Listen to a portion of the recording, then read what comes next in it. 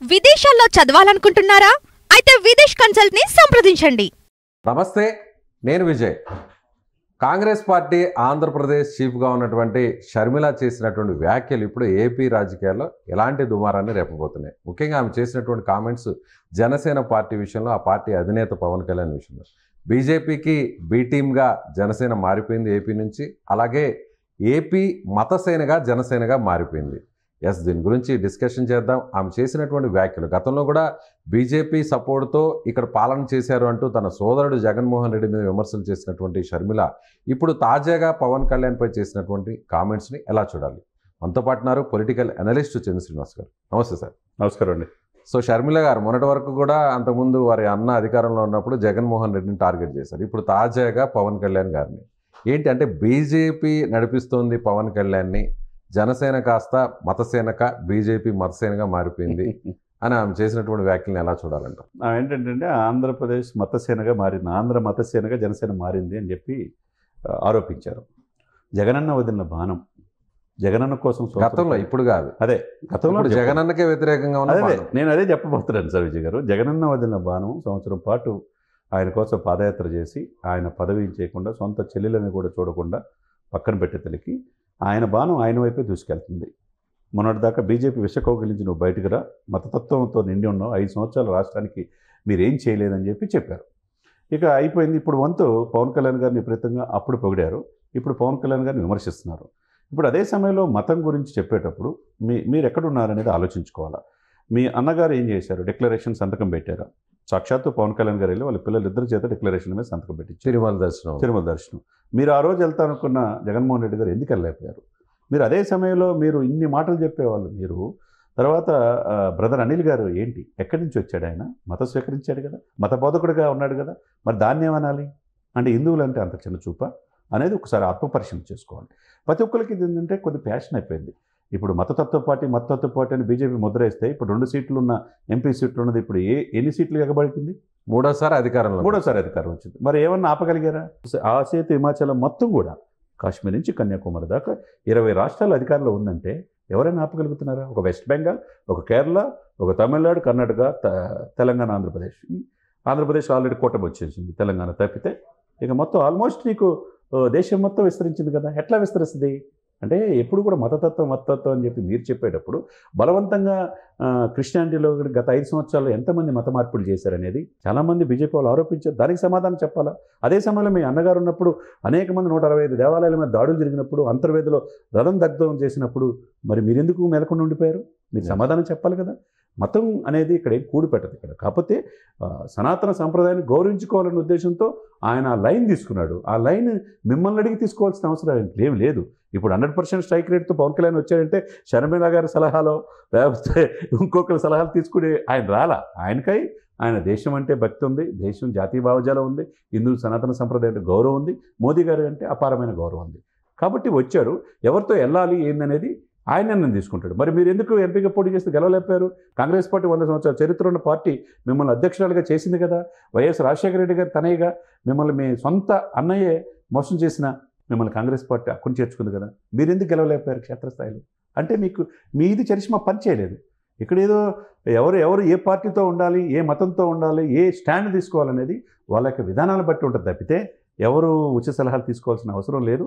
ఆమె అన్న మాటను విత్డ్రా చేసుకుంటే ఆమెకే మంచిది. కాబట్టి కాంగ్రెస్ ఉనికి లేని ఆంధ్రప్రదేశ్లో ఏం మాట్లాడతారు? ఇప్పుడు రేవంత్ రెడ్డి రూపేనా, టీడీపీ నుంచి వచ్చిన రేవంత్ రెడ్డి రూపేనా తెలంగాణలో తెలంగాణ ఇచ్చింది కాంగ్రెస్, కానీ రావడానికి 10 సంవత్సరాలు పట్టింది. రేవంత్ రెడ్డి రూపేనా ఇక్కడ అధికారంలో వచ్చింది. మరి ఎందుకు ఆంధ్రప్రదేశ్లో కనీసం పోటీ చేసే అభ్యర్థులు లేకుండా పోయారనేది షర్మిల గారు ఆత్మపరిశీలన చేసుకోవాలా. ఒకవేళ అమ్మ తప్పు చేస్తే వాళ్ళ గౌరవ అధ్యక్షులు గుండా షర్మిలమ్మ గారికి తప్పు చేస్తే సరస్వతి భూముల విషయంలో కోర్టుకు ఎక్కారు. ఆస్తులు ఇవ్వలేదు, లాక్కున్నారని చెప్పి అంటున్నారు. తన సొంత కుటుంబ సమస్యలు వాళ్ళ సమస్యలు తీర్చుకోవాలి. కానీ ఒక పార్టీ అధ్యక్షుడిగా ఈరోజు లైన్ తీసుకొని ఈయన పవన్ గారు తుఫాన్ అనే దేశ ప్రధాని మోదీ చేత మనల్ని పొందుతున్న పవన్ కళ్యాణ్ గారిని విమర్శించే స్థాయి ప్రస్తుతానికి షర్మిలకి లేదనేదే మనం అనుకోవాలి. సో షర్మిల అంటే ఎన్నికలకు ముందు, ఎన్నికల ప్రచార సమయంలో నేరుగా జగన్మోహన్ రెడ్డిని టార్గెట్ చేయడం జరిగింది. ఆమె చేసినటువంటి స్టేట్మెంట్స్ కావచ్చు, చేసినటువంటి ప్రసంగాలన్నీ కూడా ఏ స్థాయిలో సంచలనం అయ్యో కూడా మనం ప్రత్యేకంగా చెప్పాల్సిన అవసరం. మళ్ళీ కూటమి ప్రభుత్వం అధికారంలోకి వచ్చిన తర్వాత కూడా ఆస్తుల వివాదాలకు సంబంధించి కూడా రచ్చకెక్కారు. దానికి సంబంధించి కూడా ఆమె కన్నీటి పర్యంతమయ్యారు. ప్రెస్ మీట్ల మీద ప్రెస్ మీట్లు పెట్టి మళ్ళీ జగన్ని టార్గెట్ చేయడం జరిగింది. అయితే గత కొన్ని రోజులుగా అన్న మీద విమర్శలను సంధించడం కొంత తగ్గించి ఇటువైపుగా ముఖ్యంగా జనసేన పార్టీ అధినేత పవన్ కళ్యాణ్ మీద విమర్శల్ని ఎక్కువ పెడుతున్నారు. అంటే ముఖ్యంగా సో జనసేనని టార్గెట్ చేస్తే లేదంటే టీడీపీని టార్గెట్ చేస్తే తిరిగి మళ్ళీ పూర్వవైభవం తెచ్చుకునే ప్రయత్నం ఏమన్నా కాంగ్రెస్ పార్టీకి ఉపయోగపడుతుంది అనుకోవచ్చా ఆమె చేస్తున్న వ్యాఖ్యలను బట్టి? కాంగ్రెస్ అనేది కనుమరుగైపోయింది సార్. ఇప్పుడిప్పుడే కొద్దిగా కనపడతా ఉంది. ఎందుకంటే కాంగ్రెస్ ఓటు బ్యాంకు వైసీపీ తీసేసుకుంది. మరి వైసీపీ వాళ్ళు కాంగ్రెస్లో కొంతమంది చేరుతున్నారు, కానీ కాంగ్రెస్లో పోటీ చేసే పరిస్థితి లేదు. ఒకవైపు ఏంటంటే వీళ్ళిద్దరూ ఇలా మాట్లాడటం వల్ల వీళ్ళిద్దరికి పోటీ కనుచూపునలో పవన్ కళ్యాణ్ గారు రాజకీయాలు ఉన్నంత వరకు అటు కాంగ్రెస్ కానీ వైసీపీ కానీ వచ్చే అవకాశం కనపట్ల. కాబట్టి ఆ బాధ అనేది ఉంటుంది. ఎందుకంటే ఇది ఇప్పుడు అవతల వాళ్ళు బలమైన వ్యక్తుల్ని ఎట్లయినా కానీ మానసికంగా ఇచ్చేద్దామనే ఉద్దేశంతో వ్యక్తిగతను ప్యాకేజ్ స్టారు, మ్యారేజ్ స్టార్ రకరకాల ప్రయత్నం చేశారు. ఎక్కడ తొనకలేదు బెనకలేదు కాబట్టి కార్యక్షేత్రం నిలబడ్డాడు కాబట్టి ప్రజలు ఆయన ఆశీర్వదించారు. ఇప్పుడు ఆయన ఆల్రెడీ డిప్యూటీ సీఎం అయిపోయాడు. 6 శాఖలు విధి నిర్వహిస్తున్నాడు. దేశ రాజకీయాల్లో ఉన్నాడు. ఎవరు కాదనలేదు కదా. మీరేమో ఆయన ఎదుగుదలలో ఆపాలనుకుంటే కష్టం. మరి ఆయన గేటుగాడు కూడా దాటేయమన్నారు. వాళ్ళ ఇంటి గేటు దాటలేని పరిస్థితిలో ఎమ్మెల్యేలు ఉండిపోయారు. మరి ఈమె ఏముంది, ఏ హోదా ఉంది? 100 సంవత్సరాల చరిత్ర ఉన్న కాంగ్రెస్ పార్టీ పరిస్థితి ఆంధ్రప్రదేశ్లో అగమ్యగోచరం సార్. ఆమె మాట్లాడినంత మాత్రాన ఇప్పుడు వాళ్ళు అన్నది మొన్నటిదాకా విమర్శించారు. ఇప్పుడు మొన్నటిదాకా చంద్రబాబు నాయుడు గారు అన్నారు. ఇప్పుడేమో చంద్రబాబు నాయుడు తయారు చేసి చంద్రబాబు నాయుడు స్క్రిప్ట్ ఇచ్చి మాట్లాడిస్తున్నారని చెప్పి అన్నారు. మరి ఇప్పుడేమో పవన్ కళ్యాణ్ గారి మీద బీజేపీ ఇది నుంచి బయటికి రండి మీరని చెప్పేసి అంటే ఆయన ఏమో అమాయకుడా, చాలా చిన్నపిల్లాడు పవన్ కళ్యాణ్ గారు ఏమన్నా? షర్మిల గారు చేసిన కామెంట్స్ సొంత అన్న మీద అలాగే పార్టీకి ఆమె చేసినటువంటి సేవలన్నింటినీ కూడా చెప్తూ పార్టీ నుంచి ఏ విధంగా బయటకు పంపించారో, అన్న ఏ విధంగా ద్రోహం చేశాడు అంటూ కూడా కడప కేంద్రంగా ఆమె చేసినటువంటి పెట్టుకొని అన్ని ప్రసంగాలు కావచ్చు, ఇచ్చినటువంటి స్టేట్మెంట్స్ ఇవన్నీ కూడా ఒక రకంగా జగన్మోహన్ రెడ్డి ఓటమికి ఎంతో కొంత కారణం కాకపోలేదా? ఒక రకంగా పరోక్షంగా కూటమికి ఆమెకి సహకారం అందించినట్టే అనుకోవచ్చు కదా. మేబీ అంటే అఫ్ కోర్స్ ఇప్పుడు నాకు న్యాయం చేయలేదు, నేను నా భర్త బిడ్డలను కూడా వదిలేసి కార్యక్షేత్రంలో మోకాలకు సర్జరీ చేయించుకొని ఫిజియోథెరపీ చేయించుకొని పాదయాత్ర చేసిన ఆయన జైల్లో ఉన్నప్పుడు అధికారులు వచ్చినట్టు చేయడానికి కారణం నేనైనా కనీసం నన్ను పదవి ఇచ్చి గౌరవించలేదు, ఆస్తుల్లో కూడా లాక్కున్నాడు అనే బాధ ఉంటుంది కదా ఎవరికైనా. ఇప్పుడు 3 పేజీల నోటీసు తన తల్లికి చెల్లికి పంపించాడు, నీకు సరస్వతి పవర్స్లో వాటాలు ఇవ్వు అని చెప్పేసి. నాది అనే విజయమ్మ గారు అంటారు. ఇప్పుడు కట్ చేస్తే ఇక్కడ ఎవరెవరు ఏంటి అనేది స్వర్గీయ రాజశేఖర రెడ్డి గారి కుమారులుగా ఒకే బ్లడ్ రిలేషన్స్లో ఒకే ఇంట్లో ఉన్న వాళ్ళని చెల్లెల్ని ఎందుకు పదవి ఇవ్వలేకపోయాడు, తల్లిని ఎందుకు గౌరవించలేకపోయారు, గౌరవ అధ్యక్షురాలుగా ఉన్న ఆమెని గౌరవంగా పిలిచి ఎందుకు శాశ్వత అధ్యక్షుడిగా ఈయనయ్యాడు, ఇవన్నీ కూడా ఉంటాయి. వాళ్ళ కుటుంబంలో తగాదాలు రకరకాలుగా ఉంటాయి. అంటే మీరన్నట్టు కూటమిలో గెలుపులో ఆమె కూడా ఒక పాత్ర ఉంటుంది. ఆ రోజు ఉన్న సిచ్యువేషన్ ప్రత్యక్షంగా కాకపోయినా పరోక్షంగా అయినా సరే జగన్మోహన్ రెడ్డి ఓటమి విజయం కంటే కూడా జగన్మోహన్ రెడ్డి ఓటమిలో చాలా కీలకంగా వ్యవహరించారు ఉంటుంది. జగన్ ఆ స్థానాలు కొన్ని తగ్గడం కోసం కావచ్చు, రాయలసీమలో వైసీపీ అలా తగ్గిపోవటం కావచ్చు, ఆ ఓటమికి కొద్దిగా ఆమె వంతు పాత్ర కూడా వహించిందని మనం అనుకోవాలి. సో ఇప్పుడు ఆమె స్టాండ్ మారుతుంది అనుకోవచ్చు. అంటే నిన్న మొన్నటి వరకు కూడా నేరుగా జగన్మోహన్ రెడ్డిని తప్పితే పెద్దగా వేరే నాయకులను తిట్టే పరిస్థితి లేదు. కానీ కొన్ని రోజుల నుంచి చూస్తే ఆమె స్టాండ్ కొంత మారుతుంది. సో ఇప్పుడు కూటమి పార్టీల వైపు ఆమె విమర్శలు ఎక్కువ పెట్టే పరిస్థితి కనిపిస్తుంది. కాబట్టి జగన్మోహన్ రెడ్డి ఆల్రెడీ ఎలాగూ ఓడిపోయారు కాబట్టి 11 సీట్లకు పరిమితం అయిపోయారు కాబట్టి ఆయన మీద ఎంత విమర్శలు చేసినా కూడా ప్రయోజనం ఉండదు, ఇక భవిష్యత్తు ఉండదు కాంగ్రెస్ పార్టీకి, తనకు కూడా వ్యక్తిగతంగా.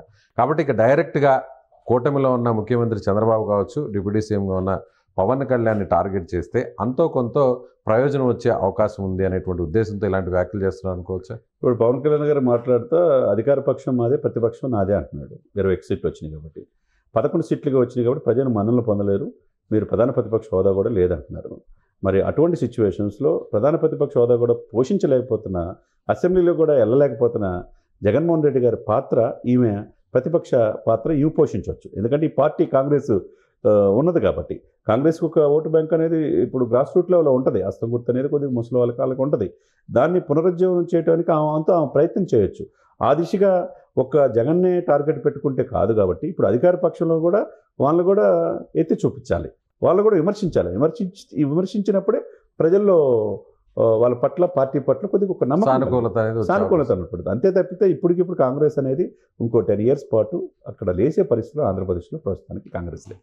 Right sir. సో ఇది షర్మిల ఎన్ని విమర్శలు చేసినా జనసేన పార్టీ మీద, కూటమి ప్రభుత్వ పెద్దల మీద, ముఖ్యంగా పవన్ కళ్యాణ్ మీద ఎలాంటి వ్యాఖ్యలు చేసినా కూడా ఇప్పట్లో కాంగ్రెస్ పార్టీకి భవిష్యత్తు ఏపీలో లేదు.